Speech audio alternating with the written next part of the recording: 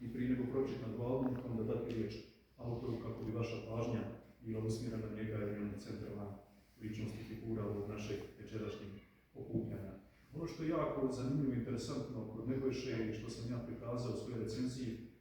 da on sebe predstavlja kao zaista jednog karamazovskog tipa.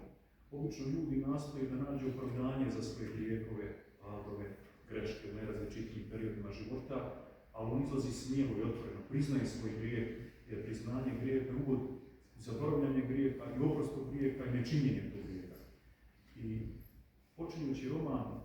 od dolaska svojih predaka bili sudbinu vascijelog naroda srpskog, prikazujući ta stradanja pod neprijateljstvima i okupatorima, ropstvima, najčešće pod Turcima, kad su naši domaćini u nemogućnosti da trpe teror, zulum i progon, ubijali nekog gagu ili nekog bega i onda se povlačili u planine zbjegove u manje plodnu zemlju, u šumu. Neki su mijenjali porodično ime, neki najslabiji mijenjali vjeru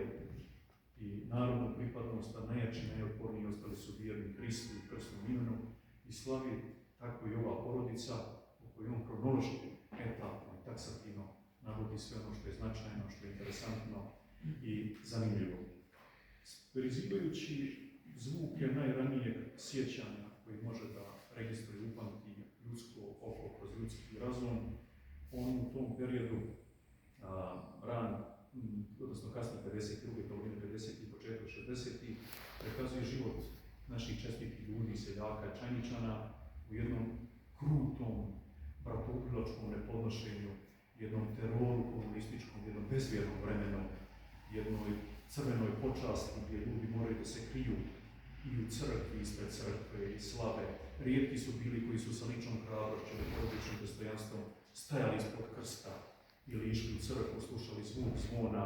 a neki vješti, pametni, mudri dovijavali se na različite načine i da slave, i da ne ugase kandilo, i da se čuje krvnica, ali to je živom koji faktografski ne izmišljeno, ne legendarno, ne po čuvenju, stradanje tih ljudi koji desetinama kilometara voze vezane, posmujeni, sputuju, muče, prebijaju, progone, ubjeđuju da nema Boga, da je Bog izmišljotina, da je Bog mrtav, da su ljude prevarili o nekom Bogu koji ne postoji, da je čovjek majmun, a čim čovjek pristane da je majmun, onda je glup kao majmun, i ako ima lik majmun, onda nije bogolik.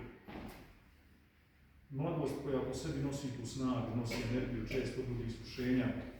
u nevolji i nedaće, i tu otkriva svu tu drugu stranu, koliko čovjek nije ismjeren.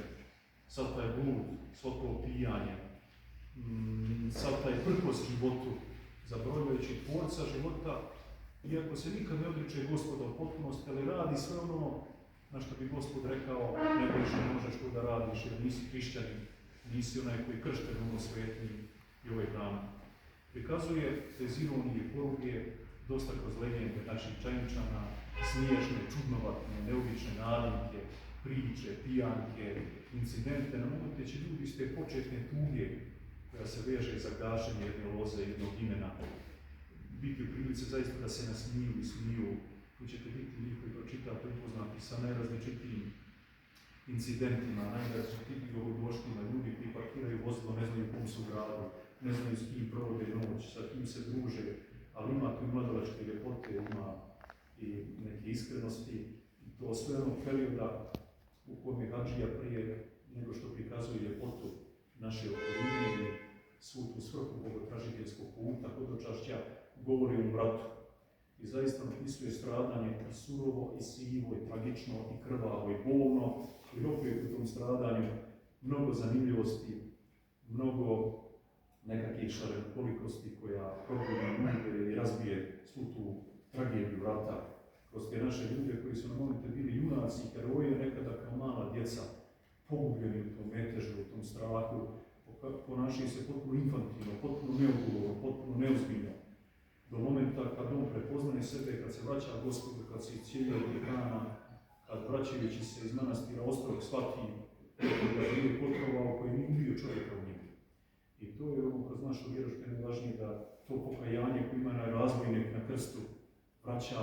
sa Gospodom čovjeka čojstvu i bogolikom postojanju što je on uspio da odradi. Na ono na čemu sam ja posebno zakon što zaista do pojedinosti predstavio našu prirodu, našu okolinu, planine, rijeke, svo bogatstvo i deskripcijom, i opisima, i faktografijom, i nadmorskom visinom, i svim legendama, tako da oni koji nisu iz Čanjića, kad budu čitali ovu knjigu, prepoznaće vrijednost naše prirode i svih tih blagodati, a onda on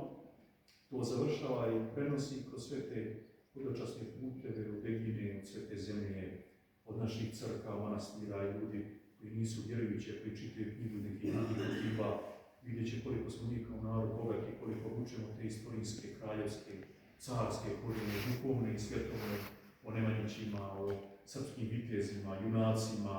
o ljepoti graditeljstva naših manastira, o caru Lazaru, o svetom Stefanu Dečanskom, o velikom ruskom pravoslavnom narodu, o znanju, teološkom, kanonskom znanju našeg bratskog grčkog naroda i nekih drugih anegdota. Ja ću sad naravno dati uvodnu riječ autoru, pa pročitati nekoliko odlomaka, pa ćemo opet govoriti o inspirativnim momentima, o tome kako piše, kako stvara, jer kao što sam kazao, vidite tu lepezu njegovih knjiga, nije lako napisati toliki broj knjiga